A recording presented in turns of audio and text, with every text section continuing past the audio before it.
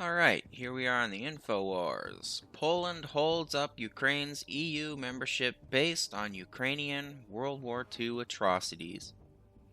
Well, let's get into it. Kiev has no chance of joining the EU until it addresses the matter of exhuming the bodies of Poles who were murdered during the Second World War by Ukrainian Nazi collaborators.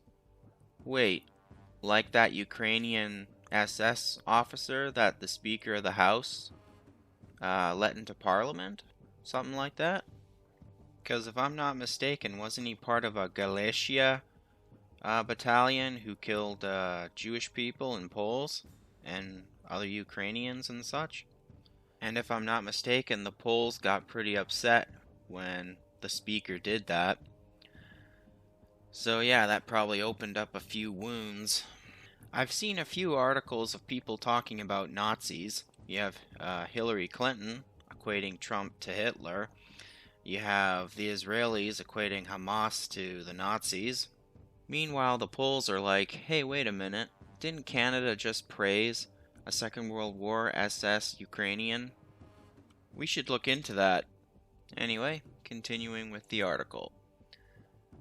Polish people who were murdered during the Second World War by Ukrainian Nazi collaborators in what was formerly Polish territory that are presently part of Western Ukraine, said a senior Polish foreign minister. Between 40,000 and 100,000 Poles are estimated to have been massacred in an ethnic cleansing campaign conducted by Ukrainian nationalists in the Volhynia and Galicia regions in 1943 and 1944.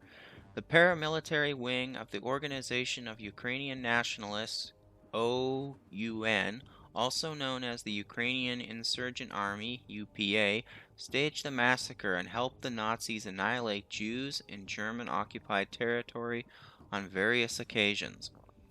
In my opinion, without a solution to this issue, and many Ukrainians are already aware of this, Ukraine cannot dream of joining the European Union. I want to believe that, but a part of me is saying Poland doesn't want Ukraine to join the EU or NATO or whatever, because they know the first country Russia invades will be Poland.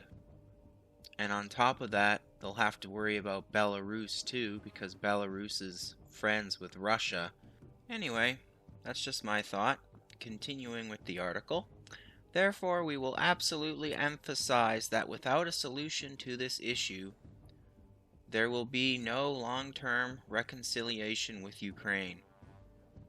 So yeah, if Poland's saying no to Ukraine, then the EU or NATO can't force the issue, because if they tick Poland off and Poland says, alright, we're out, then the EU, Western Europe, loses its meat shield, i.e. Poland. Polish Prime Minister Mateusz Morawiecki, probably said that wrong, I know for sure I did, declared late last month that a mass grave filled with Volyn massacre victims has been found in western Ukraine's Ternopil region. Warsaw has asked for Ukrainian government approval for the bodies to be exhumed, examined, and given a dignified burial. I'm pretty sure Ukraine's kind of busy.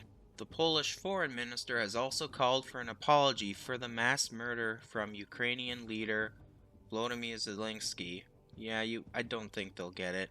A request that Kiev regards as unacceptable and unfortunate.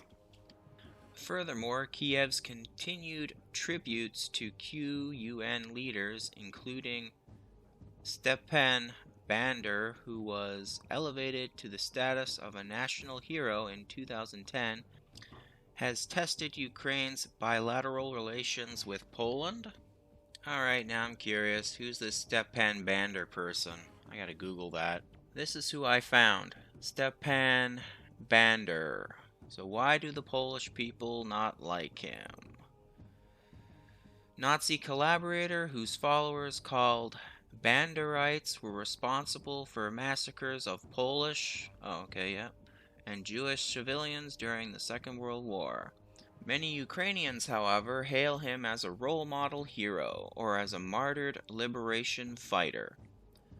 So yeah, Ukrainians love him, but the Poles hate him because his followers massacred their people.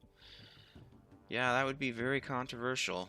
So anyway, I saw that article on the InfoWars, and it immediately reminded me of that Speaker of the House here in Canada who literally let SS Nazi into Parliament, and he got a roaring applause. Anyway, take care out there in Clown World.